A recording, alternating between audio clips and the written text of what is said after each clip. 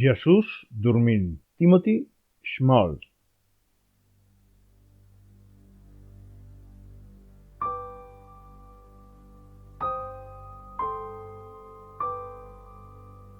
Aquesta és una escultura en bronze situada al davant de l'església Santa Anna, a Barcelona, obra de l'artista canadenc Timothy Schmalz, que va regalar al director de cinema Paco Arango, i aquest la va cedir a la parròquia. L'escultura representa Jesucrist dormint en un banc com un sense sostre. La idea d'aquesta escultura li va venir donada per la pregunta: què passaria si Jesús fos un sense sostre?